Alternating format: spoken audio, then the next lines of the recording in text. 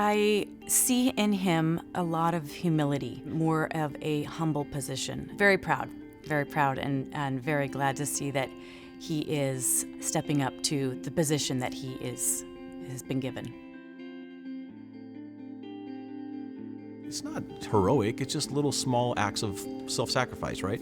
Like, think of other people more than you think of yourself. That's key. It's not always easy, it's not always something you want to do, but you know it's the right thing to do. If you do the right thing, the emotions come later. It's kind of what we've always told him, right? I mean, just do the right thing and the rest will follow.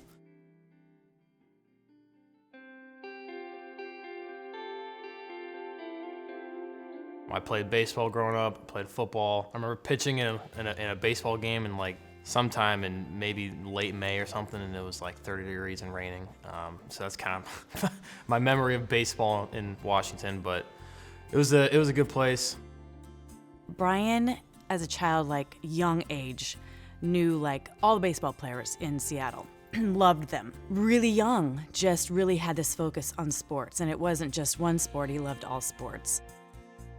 The bull in the china closet, for sure. He never had bad intentions. He just he just broke things.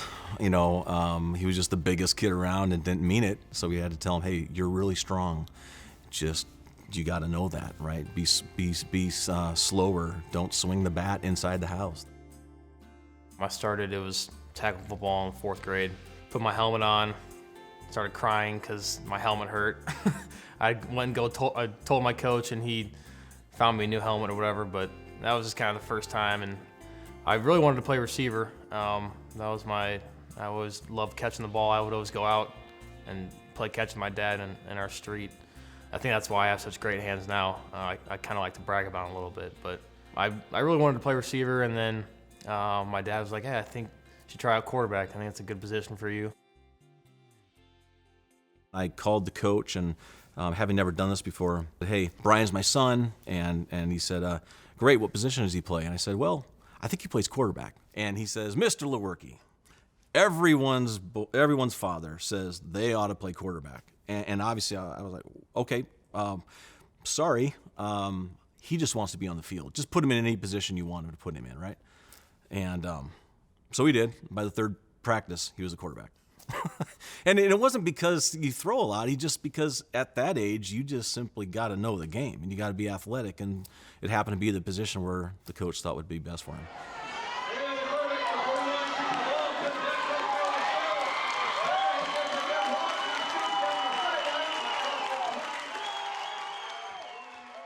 You know, I obviously did not know how to throw at all in 4th grade. I remember I was just trying to figure out how to throw, and I would experiment with a ton of different grips on the ball. And there's one time I held the ball, just completely the entire ball in my palm, which is not even close to how you're supposed to throw a football. And it was mostly just me running the ball. We would have a play, just quarterback sweep, and just take from under center and run around the corner, and I'd make people miss, go 60 yards or whatever for a touchdown. 8th, 9th grade area is where I kind of realized that this is my natural spot, and I really want to play this. That was kind of when I started training when we moved to Arizona.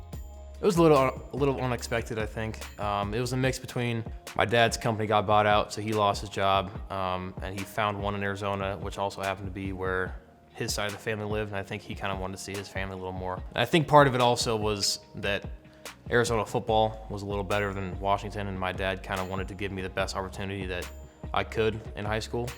A little bit of mixed emotions when it happened, just because that was where I grew up. That was everyone I knew, all my friends. So I obviously had to make brand new friends and transition to a place that's sunny about 300 days a year. So that was definitely a big change, I would say.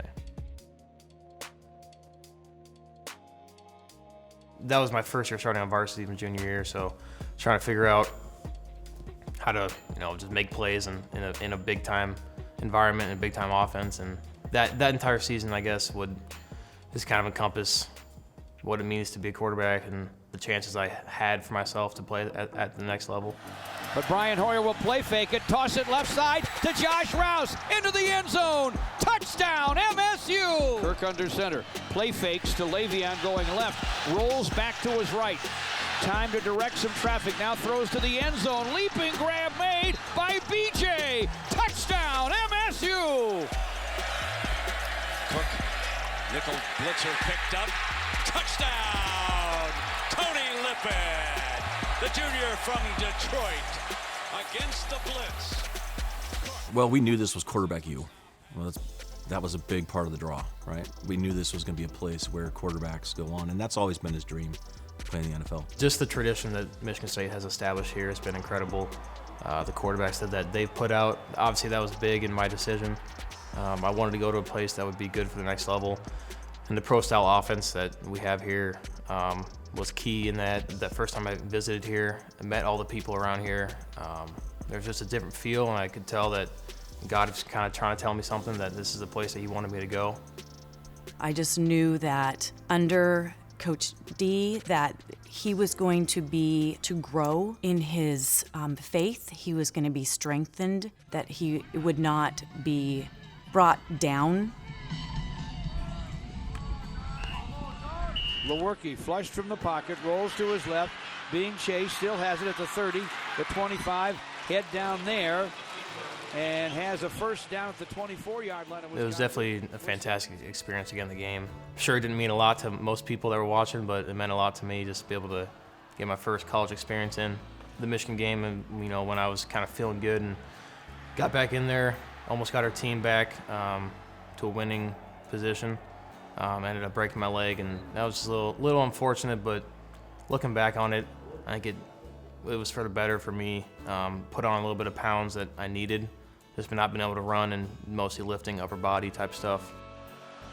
Shotgun snap. Looks right, now looks left. He'll run left. Go. He's inside the 5, There dives you go. to the He's goal in there. line, into the end zone. Touchdown, MSU. Left of Lewerke.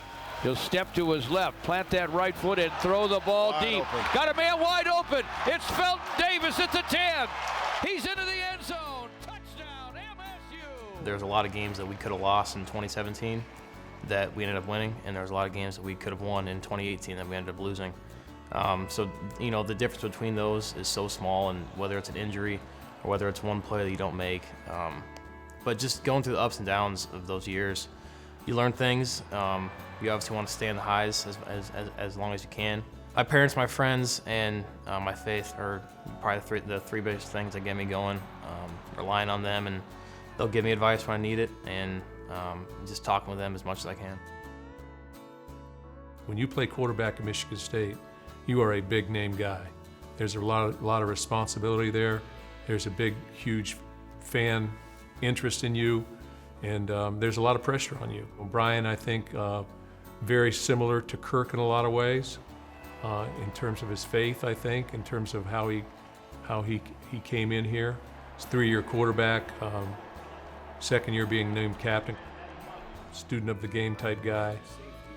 He's a little bit like Connor Cook in the fact that he's sort of a guy that can sling it down the field. You know, he's got a good arm strength and those type of things. A little bit like Brian Hoyer, in sort of a combination of both. He has the ability to run with the football maybe more than any quarterback that we've had. He's the only quarterback in Michigan State history that's thrown for 2,500 yards and run for 500.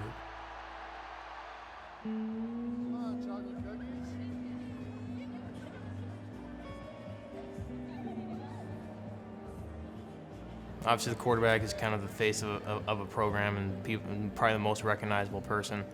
So I kind of use that to my advantage in ways that I can help in the community, and St. Baldrick's was one of them. When I shaved my head, that was a great time with, you know, I think probably 4 or 5 other football players, and never had my hair that short before, probably, especially after I was, you know, kind of known for having the long hair. I think that was big for that organization and just for MSU football as a whole. And there have been other opportunities that I've had across the community just to be able to help, and I think it's been good for me, but more importantly, it's been good for everyone else. You got me?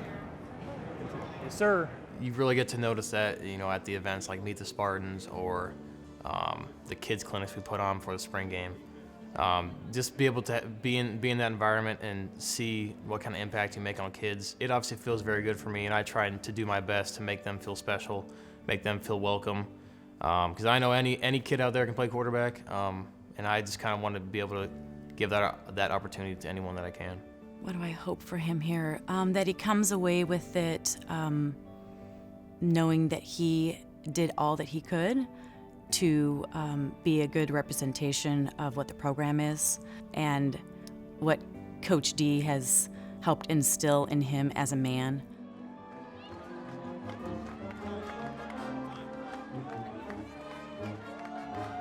I want to be a guy that brought success to the football team as a whole. Maybe beyond that, I want to be a guy that was dependable and never gave up despite his position, whether it was good or bad. I want to be resilient and have that guy that when people look back on Michigan State football, they say Brian Lewerke, he was a great person outside the community as well as within the football team, and he was a great leader.